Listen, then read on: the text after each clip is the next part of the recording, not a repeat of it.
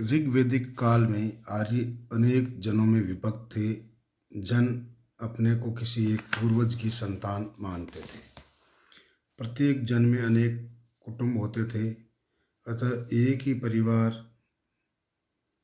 के एक ही जाति से उत्पन्न विभिन्न कुटुंबों के समुदाय का नाम जन था। ये वास्तव में जन राज्य या जाति राज्य थे, जिनका कोई निश्चित भौगोलिक आधार नहीं था। वे एक स्थान से दूसरे स्थान पर जाते रहते थे और उनकी पहचान का आधार जन विशेष ही था। ऋग्वेद में जनों का उल्लेख आता है, किंतु जनपदों का नहीं।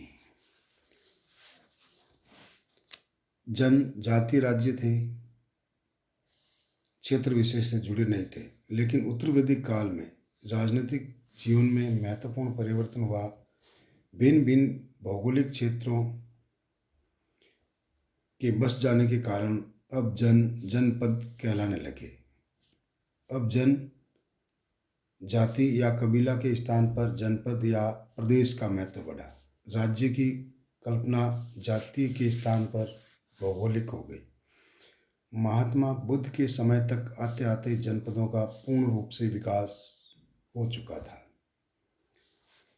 ईसा पूर्व 8वीं शताब्दी से लेकर 6ठी शताब्दी ईसा पूर्व तक महाजनपद काल कहा जाता है। एक प्रकार से जनपद अब राजनीतिक, सांस्कृतिक और आर्थिक तथा भौगोलिक कई बन गए थे। इस युग में अनेक जनपदों का उल्लेख मिलता है। इनके इतिहास को जानने का मुख्य आधार प्रारंभिक बौद्ध साहित्य, जैन ग्रंथ, उत्तर वैदिककालीन साहित्य, पुराण, रामायण, महाभारत आदि मुख्य है।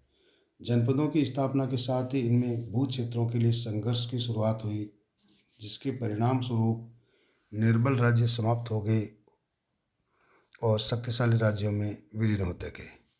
अधिक शक्ति संपन्न और भौगोलिक दृष्टि से विस्तृत राज्यों को महाजनपदों की संज्ञा दी गई। 6ठी शताब्दी ईसा पूर्व के महाजनपदों का उल्लेख जैन ग्रंथ भगवती सूत्र तथा बौद्ध ग्रंथ अंगुत्तर निकाय में मिलता है। महाजनपदों का समय महात्मा बुद्ध के समय से पहले का माना जाता है।